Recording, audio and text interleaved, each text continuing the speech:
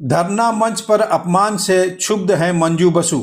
SIR धरना मंच पर अपमान से नोआपाड़ा की विधायक मंजू बसु क्षुब्ध हैं। उस पर से तृणमूल कांग्रेस ने उन्हें टिकट नहीं दिया है।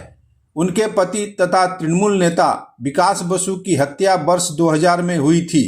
फिर तृणमूल के टिकट से वह 3 बार विधायक निर्वाचित हुई। मंजू बसु ने बताई कि अपमान के बाद पार्टी अगर उन्हें टिकट देती भी तब भी वह चुनाव लड़ने से इनकार कर देती। দল থেকে পেলাম না, কিছু অপমান পেলাম। আমার কাছে হচ্ছে মান সম্মান মানুষের আগে সবচেয়ে বড়। শিক্ষিত সমাজের কাছে এইটাই আশা করা যায়, এবং তাদের যদি তাদের মেরুদণ্ড সোজা থাকে সে সবসময় চাইবে তার থাক মান যাক প্রাণ।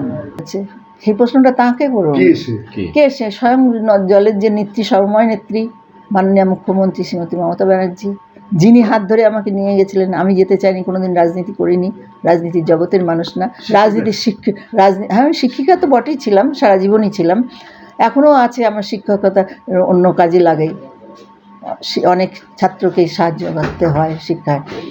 যাই হোক, সেখানে তিনি আবার হাত ধরে পাঠিয়ে দিলেন, তার মানে দল থেকে বিতাড়িত করলেন। সেখানে তো দলে থাকার কোনো প্রশ্নই নেই। আর যদি তারপরেও যদি কেউ বুঝিয়ে থাকে ভুল হয়েছে বা ঠান্ডা নিজে চিন্তা করে টিকিটও যদি ঘোষণা করতেন, আমি রিফিউজ করতাম, টিকিট আমি নিতাম না। টিকিটও নিতেন না?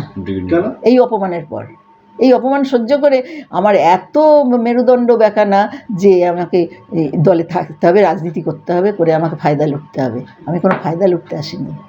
নেত্রী বলিনি, আমার সঙ্গে কথা বলেছেন ফোনে এই গত পরশুদিন আমাদের সাংসদ এবং সম্পাদক এআইটিসির মাননীয় অভিষেক ব্যানার্জি আমাকে রিকোয়েস্ট করেছেন প্রার্থীর হয়ে কাজ করতে। আমি বলছি আমার ডিসিশন এটাই, আমি আমার প্রয়োজন ফুরিয়ে গেছে।